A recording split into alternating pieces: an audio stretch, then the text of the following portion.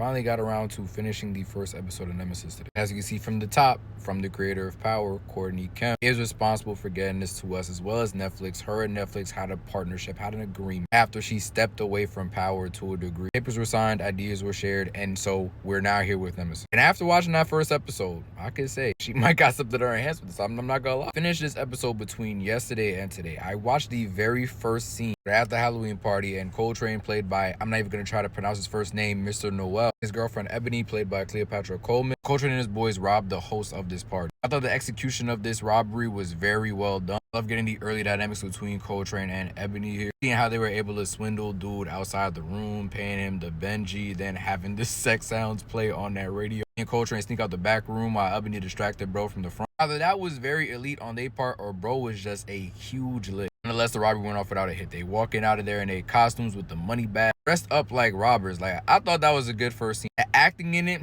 was very cringe. Also on part of the dude that was watching the door. Definitely didn't feel that way about the acting throughout the episode though. After this, we get introduced to Detective Isaiah Stills, played by Matthew Law. A lot of y'all might know from Abbott Elementary, amongst other projects that he's a part of. He's introduced visiting his dad, giving him some money to pay his bills. Off tops, it looks like him and Pops have a really bad relationship. We learn that Isaiah's brother has died. Isaiah tells his Pops, I just want my brother back, and Pops is go tell him, God's busy right now, he don't got no time for that. Like, damn. I'm not gonna say Isaiah was the most respectful here, but like, you don't have to say all that. You don't gotta use the Lord's name in vain like that to get your point across, is all I'm trying to say. Anyway, we see that this episode, Isaiah is dealing with the loss of his brother who died in action. His brother was also a cop, and he was gunned down by none other than Coltrane's gang. Since then, Isaiah has been dead set on getting them put behind bars for multiple years on end. I was at my dad's house the other day, and he was telling me about some people that are serving like 400 plus year sentences, 700 plus year sentences. The way this man Isaiah looked into the TV at the end of that episode, looking like he was looking into Coltrane's soul, like he knew he was behind that TV watching him watch him. My brother wants to throw him in the worst prison for bare minimum 1,000 a year. He is not messing around. That is his greatest focus right now, and it's definitely impacted his relationship with his family in a negative way. See, his wife is very annoyed by him after forgetting that they were supposed to eat together, as he was looking more into the case, trying to dial down where this gang might be right now. Especially after hearing about the robbery at the Halloween party the night before, he already knows it's them. And then his son, he went to his game in this episode, sure, but then he ditched him to try to track them down. And I get it, bro was mad that his pops left him for his work, but it's like, it's my job, literally. I know he didn't have to go in, but he was sure that the person who killed your uncle was responsible for this. He just went to your game. Like, damn, like, he said he's gonna meet you at home. If you want bro to change his occupation, just say that. I will say Coltrane's plan to run up not one, not two, but 3 spots in this episode, pretty elite. You blocked off the entrances of the second spot after robbing the first spot, which would make it harder for authorities to come in there. And y'all set bombs on the walls of the second spot to get into the third spot. Leave those doors open so that y'all have an easy exit when the authorities undoubtedly come to lock y'all asses up. Having the getaway car outside, and then 3 of them on the inside providing instructions, one keeping account of the hostage and the other one securing the loot. By the second I heard that they was pulling this off, I knew some shit was gonna go left, bro. One of the dudes on the inside doing a hit with them, Dion. Shout out to Quincy Isaiah. But you played a really great Magic Johnson on Winning Time, brother. I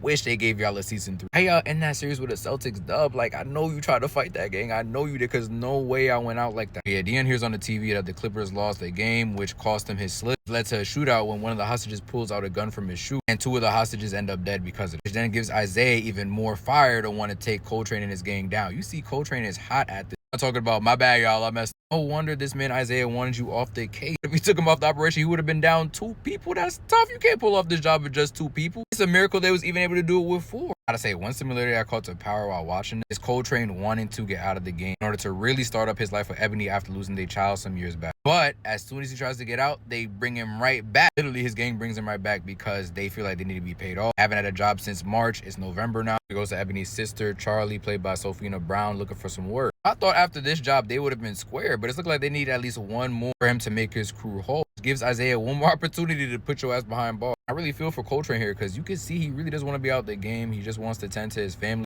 Ebony doesn't want to do none of this stupid stuff no more, but her sister is trying to keep her in it too. And I also like that this story is not too similar to Power at all. I love that these 2 main characters do have similarities, ironically enough. Both of them are caught up in their work relentlessly right now. You can tell they both want to do right by their families, but they both literally have unfinished business. Very curious to see what these 2 interactions are going to be like when they link up. Seeing these images of these 2 in the same vicinity with each other. Not sure if Isaiah's going to know immediately that Coltrane was the one that took out his brother, or even know Coltrane, period. He'll just have his suspicions of this character right now. If he knew who he was, he would have thrown him in that max prison right here, right now. But only time will tell. One prediction I do have for right now, though, is that Jeremy, or the captain right now, is a op. Like, he wants Isaiah off this case so bad. On one hand, it's like, okay, maybe he's just looking out for Isaiah. Doesn't want him to get too caught up in the past. That's unfortunate what happened to his brother. But they got somebody for it, right? Like, you don't even know if this guy is for real responsible for your brother's death, and you put all your energy into it. On the other hand, like Isaiah said, like, y'all got handed this person. Just expect me to get over my brother's death. Like, no, the math is not mathing. That's something that definitely has to be explored later on in this season. I'm jacking that he's an op for right now, because this is a character that Isaiah seems to have a lot of respect for, and vice versa. Thorough wants him to be captain. He seems to see Isaiah as Thorough. I would assume Isaiah views him in a similar light. There's still a lot that has to be seen between these two characters, obviously, for me to make that determination. I'm gonna give this first episode a cool 8 out of 10. Acting in that first scene really threw me off at points, but it definitely got a lot better as this episode progresses. Loving the character relationships, the conflicts that our two main characters are going through right now. I'm looking forward to seeing how this season wraps up, if it's able to stick the landing. I'm definitely rooting for Courtney Kemp in this situation. If she can get multiple seasons out of this like she did Power, we shall see. Meantime, y'all leave your thoughts on Nemesis in the comments. I'll be back with an update once I'm done with this season. Unless something absolutely crazy happens between then and now.